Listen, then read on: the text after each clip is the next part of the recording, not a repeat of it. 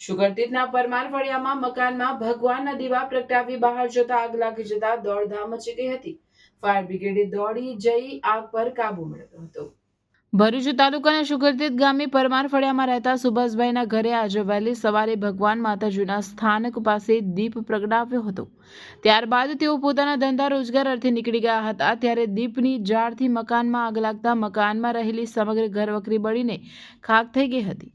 આગની જાણ થતાં ભરૂચ નગરપાલિકાના ફાયર બ્રિગેડના લાશ્કરોએ દોડી જઈ ગણતરીના સમયમાં જ પાણીનો મારો ચલાવી આગ પર કાબુ મેળવ્યો હતો. સદનસીબે આગમાં કોઈ જ પ્રકારની જાનહાનિ થવા પામી ન હતી.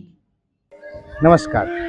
ભરૂચ શહેરમાં સર્વશ્રેષ્ઠ શિક્ષણ આપતી સંસ્થા એટલે કે પ્રાર્થના વિદ્યાલય, જેમાં બાળકોને શિસ્ત, સંસ્કાર અને શિક્ષણ દ્વારા બાળકોનું શ્રેષ્ઠ કારકિર્દીનું ઘડતર, નિષ્ણાત શિક્ષકો દ્વારા અધ્યાપન, ટેસ્ટ દ્વારા બાળકોનું મૂલ્યાંકન, સતત વાલીશ્રીઓનો સંપર્ક, અત્યાધુનિક લેબ, રમતગમત માટે વિશાળ મેદાન, વિશેષ દિન ઉજવણી, ઇતર પ્રવૃત્તિઓ, ભાર વિનાનું ભણતર, વાસ્તવિક જીવન આધારિત વાલીશ્રીઓ માટે શિક્ષણ, રમતગમતને વિશેષ પ્રોત્સાહન આપવા સ્પોર્ટ્સ ટીમ સાથે ટાઈઅપ, 11ના દિવસે સંસ્કાર સાથે સિંચનનો કાર્યક્રમ તો ખરો જ.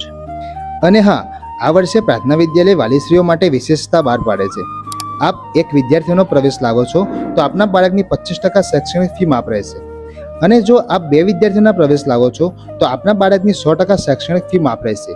આ યોજનાનો લાભ શિશુ 1 થી ધોરણ 10 સુધીના વિદ્યાર્થીઓ માટે રહેશે.